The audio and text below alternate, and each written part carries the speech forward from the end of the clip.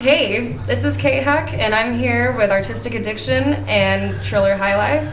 Please subscribe, share, like, do all the stuff, and stay tuned. Okay. Where we stand, she dirty dance, and we kept it. Keep the hand on the money band, it was happening. So our show is called Artistic Addiction, and the reason that I call it that is usually whenever I talk to artists, it's a lot like an addiction. Like once you pop, you just can't stop type stuff. Has that been your experience so far? Absolutely, for sure. Once you kind of get your first taste of what it's like to be in the scene and get out there, and you're making friends and connections, and people are loving your art, and you sell your first piece, and it's a real game changer for sure. Oh yeah. So what would you say has been the most interesting thing that being an artist has done for you, or like the coolest thing you've been able to do because of it? Obviously, getting involved with curating and event organizing. Whenever I started putting my artwork out there, I never thought I'd be in a position like that, to where I was the one facilitating some kind of art show or an exhibit. And working with Texas State University has actually probably been one of the coolest things that's happened. Yeah, so here at Wake the Dead, this was actually one of the very first places that I ever displayed my artwork and had my first art reception. And Julie is really awesome. She's the owner here, and she's extremely just welcoming and encouraging of the arts, and she always has a different art display booked in each room for months in advance. You have to book almost a year in advance if you want a spot.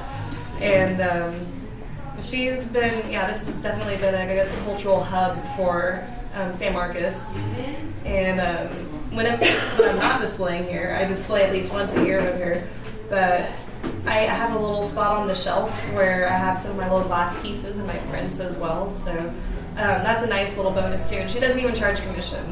It's just a nice favor, to the artists. Of course, whenever I come here, I usually spend the money here. But it's just nice to be able to come, and it's kind of like a nice little trade. You grew up in New Braunfels, right? Right. How would you say growing up in New Braunfels influenced your art? So I do wonder if I had been from a place like Austin or, a bigger city, if maybe I would have been engaged in art at a different rate or a different capacity than I was. One of the very first times that I displayed artwork was at Two Rivers Coffee. We were talking about them earlier, and it was for a fundraiser. And it wasn't like my own art show or anything, but it was like a class kind of assignment where we were raising money for the art department. So each of us put in a piece or two into the Wake the Dead, or not Wake the Dead, the Two Rivers show, and then whatever sold would go back to the art department. So that was kind of cool. And so did you take art classes in New Braunfels? I did for a couple of years. Who was the art teacher? I had Miss Smithers. Okay. Patty Smithers. She's pretty cool. Yeah, I loved her class. She was so much fun. Well, yeah, well, shout out Patty Smithers. Yeah, shout out to Miss Smithers. Are there any other people that you'd like to give a shout out to, maybe out here in San Marcos, that have just been super helpful, or anybody who's helped you along the way? There's definitely Jody Cross and Chance Roberts. They were also huge influences, and but not only what I did in my own artwork, Topher Sipes as well, but giving me advice, giving me a lot of their time and their energy. They kind of were ahead of me, had already been doing event organizing, and taken me under their wing, and to the point that I could call him and be like, Topher, I'm starting this new project, what do you think? And he would sit there on the phone with me for 2 hours or more, and just go over every detail that he could think of, every piece of advice, every relevant story, every book I should read. And same thing with Jody too. I always know that if I need something, I can call Jody and be like, so there's this problem that's coming up, and I'm not sure how to handle it. And she usually has already been there, done that.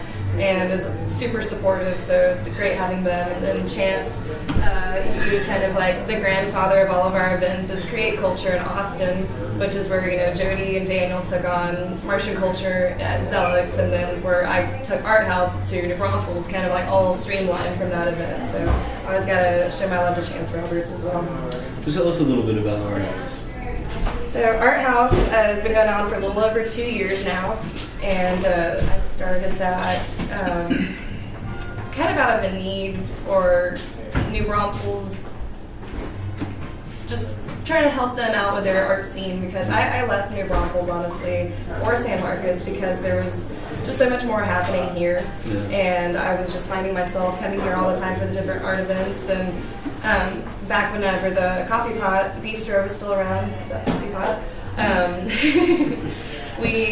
I started kind of doing some curating there, and I was kind of gaining some experience. And after Martian Culture had been going for about a year as a monthly pop-up, a place where artists can come, bring their artwork, they bring their table and display their work, or they'll do live painting and have their prints for sale, or whatever kind of artwork they want. It's not just painters, but photographers, people that sketch, ceramic artists, just anything you can think of, jewelry artists. They have their place, their niche to plug into there, and I loved that. And I was thinking, man, if only we had this in New Braunfels. So kind of like got the blessing of Jody, asked her, like, would you all be okay if I did this somewhere else? And they're like, oh no, absolutely, this is what we want. And so hit up Johnny and was like, hey, I want to do this thing, and I'm thinking about the poorhouse. It seems like the perfect layout for this kind of thing. The first one went awesome, and we had not only a bunch of artists from New Braunfels coming out, but also from San Marcos and San Antonio and even Austin. And we put on a great shebang, and after that we were kind of like, okay, how do we move forward with this? And I knew I wanted to keep it monthly, as Zelix and Martian Culture did. And Johnny was he was going to be traveling soon, and he was traveling with his art, and Anthony was getting involved with the gallery there in Green Lake Village. So I kind of carried the torch on for Art House. Did you spin it? Did I spin it? Oh yeah, I should have. I wasn't spinning it yet. I would be doing that maybe a year after that.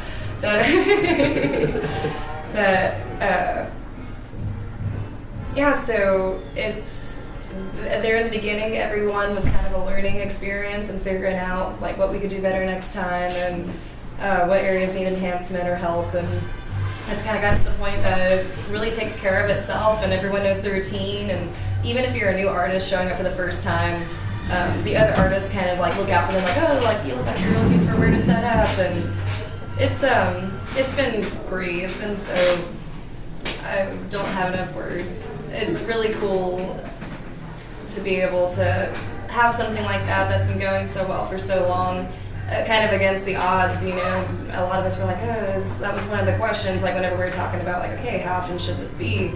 Is New Braunfels ready for a monthly art pop-up? Is it going to sustain itself, or is it going to, be really exciting at first and fizzle out? Yeah. But we always have a different crowd every time. Oh yeah. One of the nice things is that people in New Braunfels do have a little money. Yeah. So that is one difference between an art show in San Marcos and theirs. That there's always somebody that maybe hasn't even heard of Art House before, or they just happen to be the regular poorhouse patrons, and they think it's great and they love it, and then they start coming back and supporting the artists. And a lot of artists have made their first sales there at Art House, showed their art for the first time at Art House, and that's my favorite part of it for sure. That's the spark that keeps me going. Yes, it's I know the feeling for me, so to be able to provide that for someone else is magic. It really is. Yeah, dude. So where do you draw most of your inspiration from? Do you have a art room that you go to, or do you just get a big old canvas and walk out wherever?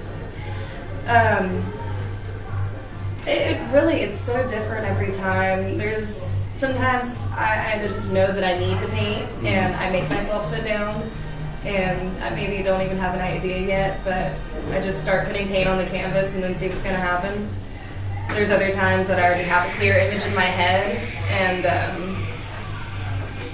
kind of working off of that, or maybe I've had a photo reference that I took and want to turn it into something else. But I think traveling has been a huge inspiration for me because that's always the first thing I want to do whenever I come home is I want to paint. Because, I've just seen so many things that just, kind of work in your mind and kind of develop different little thought patterns in your brain and makes me want to put it down somewhere. Yeah. So. Oh, yeah. Is there any kind of, do you have like a painting playlist or something? Or like some kind of jams that really get you in the I listen to a lot of different music. It changes up a lot. I like a lot of like really dancey, like high energy stuff. And that might be a lot because at live painting events, it's usually some kind of like trappy stuff, dubsteppy stuff, the festivals and things. So I like that kind of stuff. I mean, I like my gangster rap. Oh, yeah. I like a little bit of everything. Who's your favorite gangster rapper? So I have mixed feelings about DMX, but like DMX always gets me really turned whenever I'm listening to DMX. Hell yeah. See jam some DMX. I jam a little DMX. Would you stop, drop, Yeah. shut down, open up shop? Right. That's fucking dope. What has been the hardest part about being an artist in San Marcos? Man, we've gotten to a point where we're kind of oversaturated with art. It's hard to set yourself apart sometimes whenever there's so many artists and there's so many different art shows and there's only so many months or weekends in a month, and then you try to have an art show and there's 5 other art events the same day, or something like that comes up a lot. And you have like the love and support of your community, but not everybody necessarily has the financial means or the wall space to support everyone, like that they want to. But it's always nice having a new kind of crowd coming through all the time through Texas State also. You get your new batch of students every time, and you get your people in San Marcos that already, oh, hey, Kelsey, like, it's your art, I love your art, and they're always happy to see me. But then there's the new people that haven't seen it yet, and they're like, oh, wow, this is so cool. Did you paint this? Like, actually, the day that I was hanging this art display was the most response I feel like I've ever gotten hanging my art. And it was this room is full of girls studying and stuff, but they were all stopping to ask me different questions about it, and it just felt really good. It was having that kind of like refresh, like new eyes seeing it was nice for me, especially coming back to a venue that I return to so often. So. Yeah. If you could change one thing about the art scene in San Marcos, what would you change? I would want everyone to have millions of dollars that they could come spend on all the artwork in town, of course. Really Like a budget that like each person is allotted and you have to spend it on art. Wouldn't that be what's up? That'd be super dope. Do you have any projects coming up? Any other art displays or any events like that? I have been working to develop my new website, and it's not going to be just about my own artwork, but about all the events that I coordinate and the artists that work with us and the musicians and flow artists and all that kind of stuff. Like, I want it to be like one hub to where people, if they're looking for, some kind of art services, then they would surely be able to leave my website with like, okay, here's this artist, or I'm going to contact this person that I found through the site, or even art merchandise and stuff with my artwork as well as some of the other artists are all going to be on my site very soon. Still working. So I've been managing the Art Squared Art Market in downtown San Marcos for the past 1.5 years, and this was my last month to do it, and I'm moving forward now with my own project, so I'm really stoked about that. Yeah. It's it took a lot of energy kind of really focusing on one project, one event every time, and trying to make sure that, it's growing and it's doing well and the artists are happy and you're getting shoppers and stuff. So I feel like I've learned a lot from my experience with Art Squared, and and combined with Art Haus and all the other events that I have, and I see myself, continuing to do this in the future, and I definitely have, thank you, I definitely have enough people behind me that are in support and ready to combine forces, so now's the time. 2018 is going to be a beautiful year. It's gonna be dope. Now, are flow artists rappers? Good question, sorry. So like fire spinners, I would be Okay. considered flow artists, but it's not necessarily just fire. Like there's also LED props or. So would you just sell pictures of them doing it? Well, or would you, like, rent them out? I would like it bouncy to be castle? to where rent them out like a bouncy castle. Ideally, I would like for if someone's looking to have a flow artist at their event or something that I would have like a list of a few of the flow artists that come perform at my events, and then or maybe if they see them at my event, then they'll be able to. It'll be kind of like an online business card. It'll have their information on it and how to contact them, and then you could contact the artist directly. From my side, get their information, and that artist will be able to figure out how they want to work their rates or do whatever they want to do independently from me. So That's dope.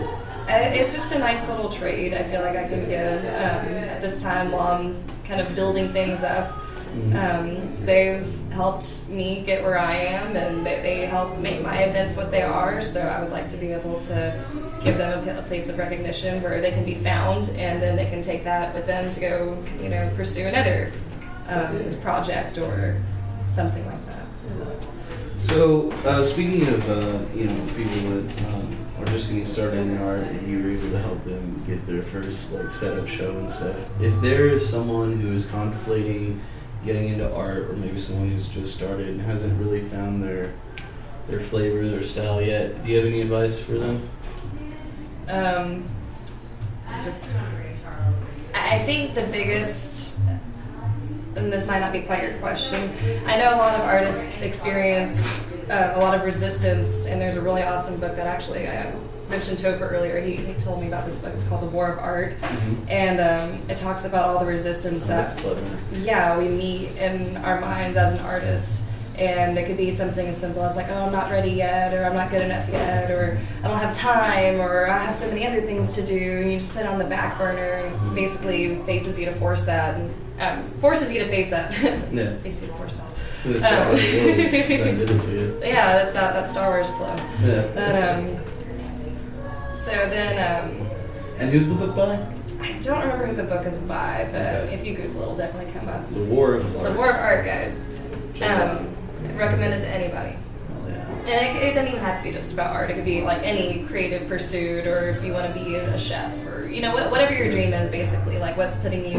And it's always yourself that, or maybe there's the voice in your head that says like you're not good enough, and it's about overcoming that. So I would say just putting yourself out there and just trying different venues.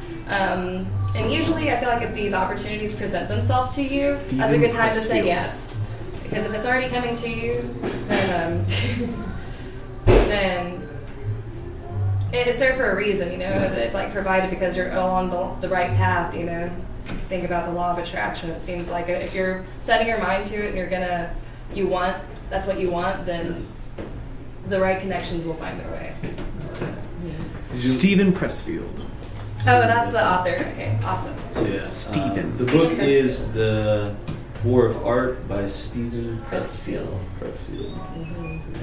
Yeah. All right, so this part is going to be about the time lapse.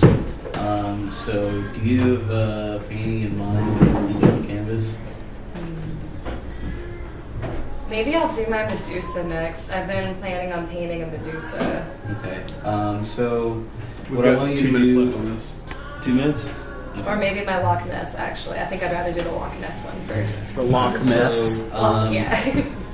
this is going to be weird, but there's going to be no video of this right here. So Sure. what I want you to do is kind of like walk us through, you said the Loch Ness, walk us through that and kind of where you're going with that, and if you can. I don't know if that's it. I think I can kind of talk a little bit about what I want to do. Yeah. So just kind of give us a brief rundown of what this painting is and what. So, I'm going to be painting a portrait here of Loch Ness. I just visited Loch Ness here a few weeks ago. On the trip to Europe, we were in Ireland and rented a camper van and took it up to we crossed a ferry at Belfast to Cairn Ryan and drove all the way up to Inverness and got to go see Loch Ness.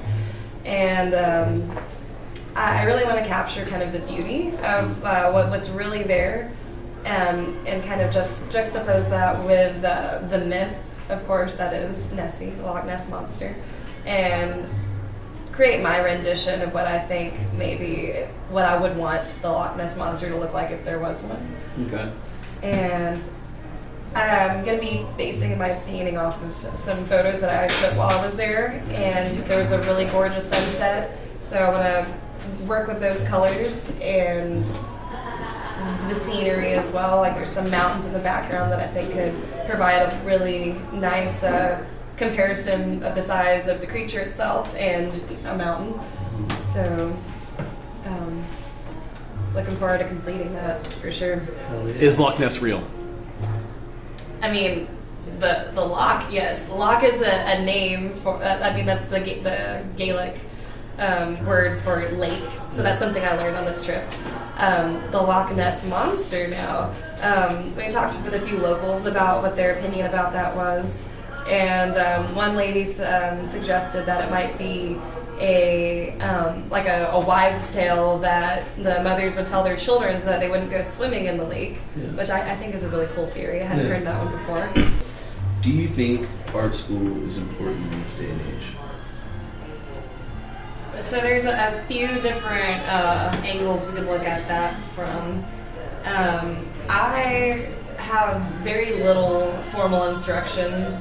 I had a couple years of art classes in high school, and I didn't take any art classes whenever I was in college. Yeah. So I'm mostly self-taught.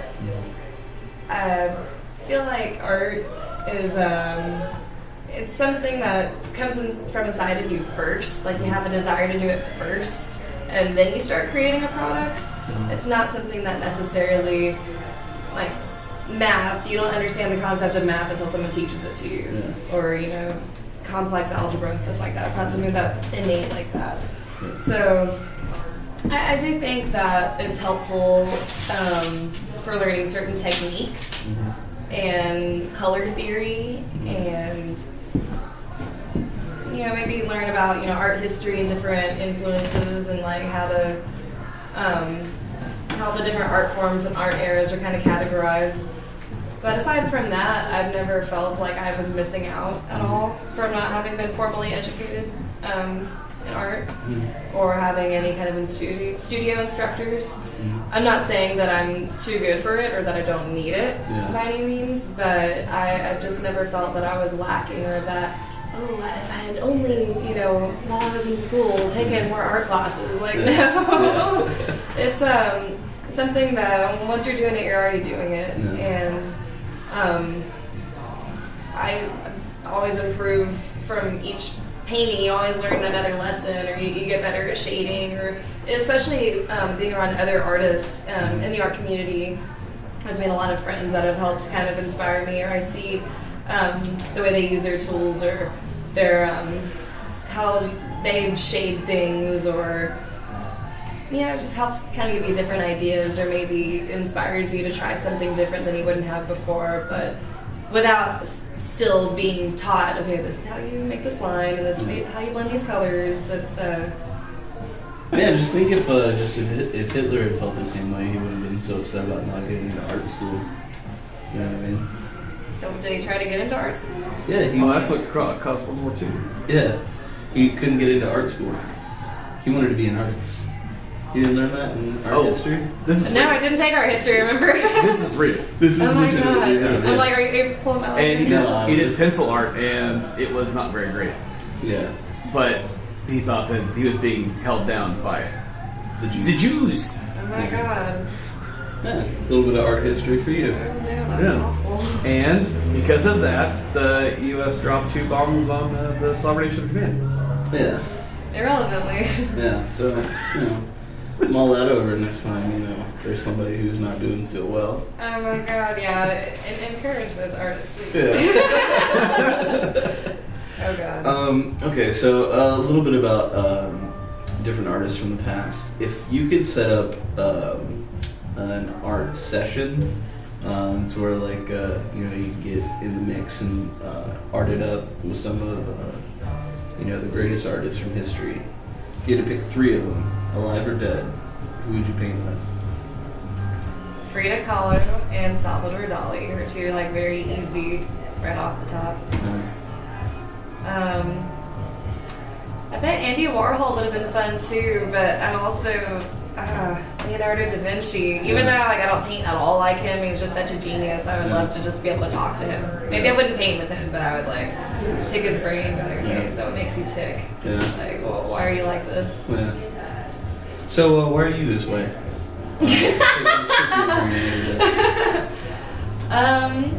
I'm not so sure. It's I've always loved drawing and stuff as a kid, and then started painting whenever I was in high school, and it's just something I've carried with me the whole time. And I remember being, like 8 years old or something, and people asking me what I wanted to be, and like some of my top answers were always artist, of course. And then whenever family was kind of like, not to discourage me, but thinking, well, you might want to be more practical. Like, I know you're creative, but, you love to write. What about being a journalist? And then I was like, oh, okay, that sounds good. Maybe I'll be a journalist. And I, kind of went on a different path, and I thought I was going to pursue a degree in psychology. Yeah. And with that, I don't know what I was planning on doing. I guess that's why I decided to stop. And I was like, wait, no, I enjoy this, but what's the application going to be? Maybe you could, like, paint people's emotions.